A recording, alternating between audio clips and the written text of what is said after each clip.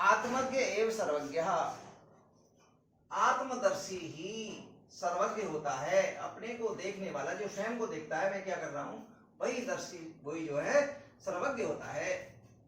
याज्ञवल्क्य मैत्रेय उवाच, याज्ञवल्क्य मैत्रेय से बोले, उद्यास्यन् अहम अस्मात् स्थानात् अस्मि, इस समय मैं इससे ऊपर जाने वाला हूं, अर्थात इस गृहस्थ आश्रम से संन्यास आश्रम की ओर जाने वाला हूं। ते अनयः कात्यायन्या विच्छेदम करवाणी, तो मैं तुम्हारा और दूसरी कात्यायनी का विच्छेदम, संपत्ति का बंटवारा करना चाहता हूं। मैत्रेय उवाच, मैत्रेय बोली, यदि हम सर्वा पृथ्वी, यदि ये संपूर्ण पृथ्वी वित्तेन पूर्णा, धन से पूर्ण स्यात्, मेरी हो, तत्किं तेना अमृतः स्यामेति, तो क्या मैं उससे अमर हो जाऊंगी। याज्ञवल्क्य उवाच, याज्ञवल्क्य बोले, नेति, ऐसा नहीं है, यथैव उपकरणवतां जीवनम तथैव ते जीवनम स्यात्, जैसे धनवान या साधन संपन्न लोगों का जीवन होता है वैसा तुम्हारा जीवन हो जाएगा।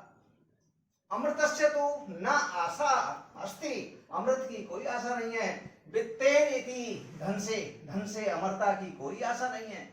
सा मैत्रेय उवाच, वह मैत्रेय बोली, ये ना हम, जिससे मैं नामृतास्याम, अमर ना हूं, किम हम तेन कुर्याम, उसका मैं क्या करूं, जिससे मैं अमर ना हूं, ऐसे धन का मैं क्या करूंगी। अमृतस्य तो नास्ता अस्ति, क्योंकि पहले कह चुके हैं अमरता की कोई आशा नहीं है, उसका मैं क्या करूं। श्याम कुर्याम तदेव भगवान केवलम, तो हे भगवान, हे स्वामी, केवल अमृत तत्व का साधन जानते हैं, हे देव उसे कहो। याज्ञवल्क्य उवाच, याज्ञवल्क्य बोले, याज्ञवल्क्य बोले, उवाच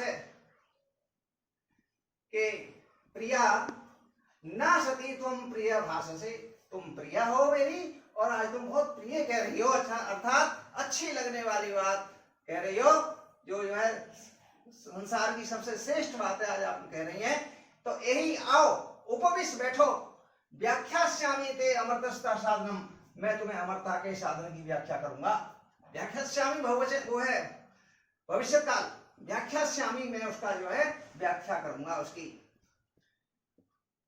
तो मैत्रेय बोली, याज्ञवल्क्य बोले, नावा अरे मैत्रेय, अरे मैत्रेय, पत्युः कामा है पति प्रियो न भवति, पति की कामना के लिए पति प्रिय नहीं होता। आत्मनस्तु कामाय पति भवति, अपनी इच्छा के लिए पति जो है वो प्रिय होता है। नावरे ज्याया कामाय, पत्नी की कामना के लिए पत्नी जो है वो प्रिया भवति, प्रिय नहीं होती। आत्मनस्तु कामाय जाया प्रिया होती, अपनी कामना के लिए पत्नी जो है वो प्रिय होती है। नावारे पुत्रस्य वित्तस्य कामाय पुत्रो वित्तम वा प्रिय भवति। हे मैत्रेय, वित्त और पुत्र की कामना के लिए दोनों ये प्रिय नहीं होते। आत्मनस्तु कामाय प्रियम भवति, अपनी कामना के लिए वित्त और जो पुत्र हैं वो प्रिय होते हैं। और सर्वस्य कामना, सबकी कामना के लिए सर्वम प्रियम न भवति, सब प्रिय नहीं होते, अपनी कामना के लिए सब प्रिय होते हैं। तो हे मैत्रेय, अरे मैत्रेय, द्रष्टव्या, देखो, स्वयं को देखो, आत्मा वारे, अपनी आत्मा को देखो, अपने आप को देखो, दर्शनार्थम देखो, और श्रोतव्या, सुनने योग्य है ये, मंतव्या, विचार करने योग्य है, और नित्यसव्या, ध्यान करने योग्य है। आत्मना तो खर दर्शनेना, अपने दर्शन से ही सर्वम विदितम अस्ति, सारा ज्ञान जो है हो जाता है, मनुष्य को सब कुछ ज्ञात हो जाता है अपने दर्शन से ही। तो इसलिए हे मैत्रेय, आत्मा ही देखने योग्य है और ये सुनने योग्य है, और इससे ही जो है अपना दर्शन होता है।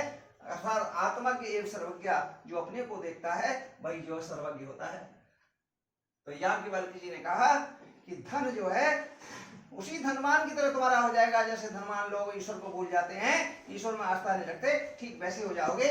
तो फिर उनका भाई नहीं, मुझे तो ऐसी कोई बात बताइए जिससे धन जो है, धन के अलावा मैं अमर होना चाहती हूँ, धन से कोई अमर नहीं होता, तो मैं मुझे नहीं चाहिए धन। तो इसमें याज्ञवल्क्य ने उसको जो है यही बात बताई, संसार से विमुक्त होने के लिए, और मैत्रेय ने उसे बड़ी ध्यान से सुना।